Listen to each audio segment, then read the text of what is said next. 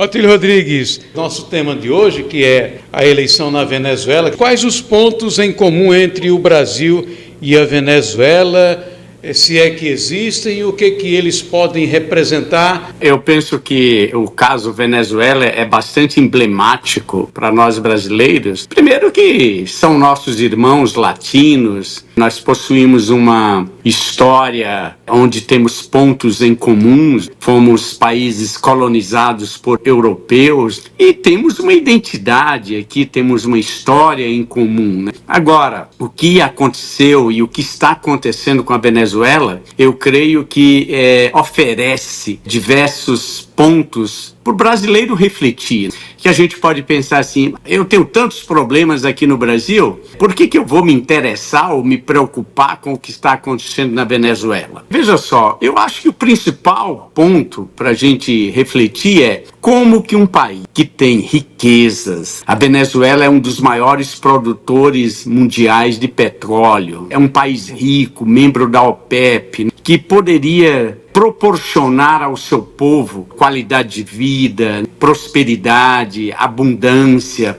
Entretanto, esse nosso país, esse nosso vizinho vive uma crise humanitária. Eu já estive em Boa Vista, que é a capital de Roraima, e eu vi lá, né, nas praças, em acampamentos, centenas de venezuelanos em condições deprimentes porque fugiram da situação do seu país. Aqui em Campinas, que estamos a aproximadamente 4.000 quilômetros de distância, nos semáforos, a gente encontra venezuelanos pedindo esmola. Para a gente pensar, o que leva um cidadão a sair da sua pátria, abandonar o seu território para ir para um país estrangeiro pedir esmola? É porque a situação é muito difícil. E aí esse é o ponto que eu trago para reflexão, porque ali na Venezuela tem uma ditadura, é incontestável. O regime que foi adotado a partir de 1999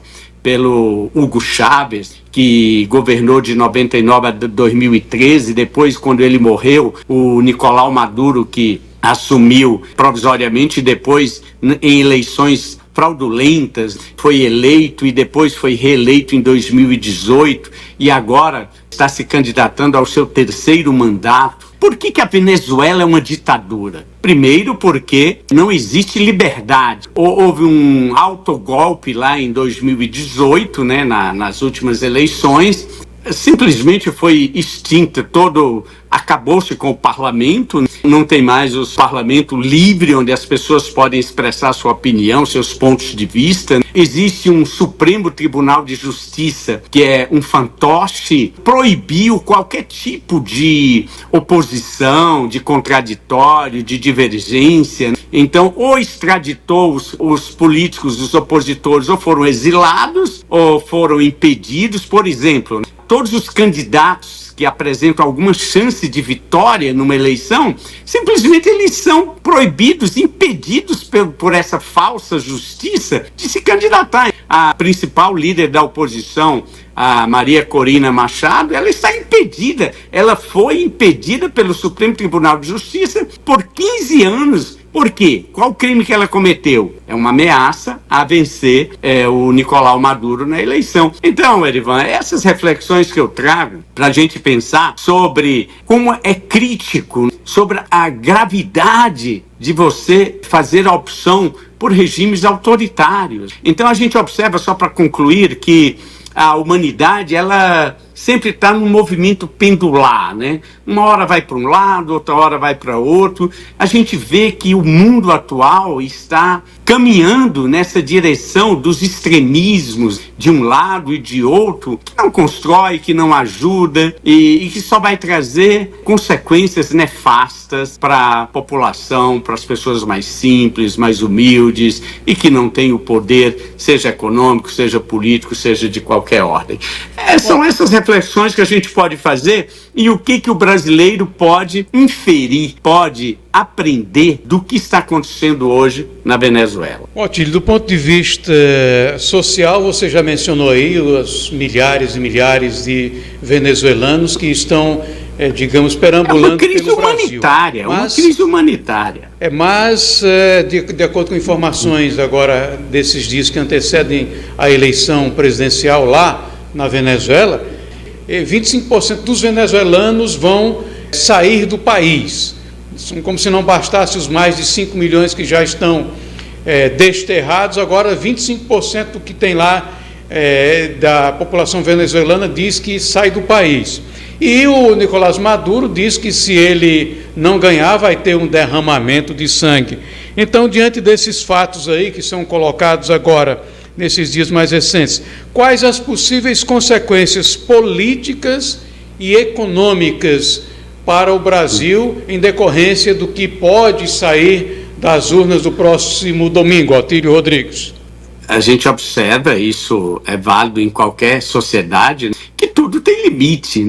Esse assistencialismo messiânico é uma mistura, é uma coisa tão maluca, porque o regime construído lá por Hugo Chávez, inspirado nas ideias, como ele próprio falou, de Simão Bolívar, de Che Guevara, de Sandino, alguns revolucionários latinos, é uma coisa que ninguém entende, porque hoje o regime venezuelano ele não encontra apoio nem na própria esquerda. A revista Le Temps Moderne, que é a maior revista esquerdista da França, que foi fundada por Jean-Paul Sartre e Simone de Beauvoir, eles romperam, eles não reconhecem, né? Talvez a maior liderança esquerda, chama Noam Chomsky, também já manifestou que ele não concorda, ele não está alinhado com as ideias defendidas por esse bolivarismo venezuelano. Quais seriam as consequências? O que se pode imaginar que pode vir pela frente, visto que esse regime ele não encontra apoio nem na própria esquerda, do movimento de esquerda internacional? Diga-se aqui que é bom que existam essas divergências de opinião, de ponto de vista, de ideologias. O que não pode haver é esse clima bélico, né, essa guerra, essa violência, isso que é reprovável. Então, num regime que não tem apoio nem dos próprios partidos, dos grupos que pensam à esquerda, o que pode ocorrer na Venezuela é uma guerra civil. O próprio Maduro já disse isso. Você vê que até mesmo o Brasil, que é estranho a posição brasileira, que sempre apoiou, não se concebe. Olha, a Venezuela não é reconhecida, a última eleição do Maduro não teve reconhecimento. 51 países não reconhecem como eleição legítima. A Organização dos Estados Americanos, que é a ONU das Américas, não reconhece como uma eleição legítima. O grupo do G7, ninguém reconhece a Venezuela. Entretanto, você sempre viu aqui os partidos da esquerda, principalmente o PT, apoiando. Lula apoiou, Chávez apoiou Maduro durante muito tempo.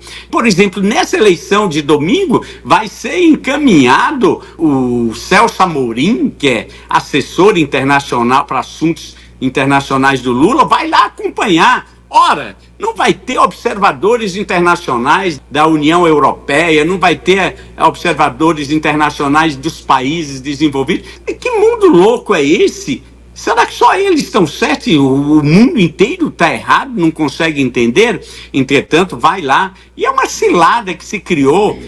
O Lula, agora mesmo, o próprio Maduro chegou a criticar o Lula, que disse que quem não tivesse bem tomasse chá de camomila para se acalmar, e ameaçou que se eles não vencerem a eleição, vai haver um banho de sangue. É muito difícil imaginar que ele aceite, porque pela primeira vez existem pesquisas sérias mostrando que 60% da população, dos eleitores, vão votar contra o Maduro. Então, pela primeira vez, ele está na iminência de perder o poder. E, é claro, ele sabe todas as consequências que advirão se ele perder essa eleição, porque aí vai ser investigado todos os crimes que ele cometeu e seguramente ele não vai ter lugar para ficar e vai perder todas as mordomias e privilégios e a corrupção que existe na Venezuela. Existem processos na Suíça de questionamento de propinas que a Petrobras venezuelana, né, a PDVSA lá, de propinas que foram transferidas por membros